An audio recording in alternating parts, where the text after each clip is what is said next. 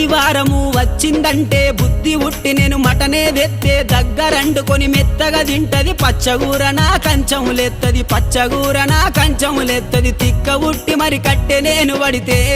నా ముత్తుల పెళ్ళము తల్లిగారి బాట పడతదమ్మా నా రంకుల పెళ్ళము వద్దంటే వినవే ఓయమ్మా నా ముత్తుల పెళ్ళమా మంకు పడితే మానవే ఓయమ్మా నా రంకుల పెళ్ళమా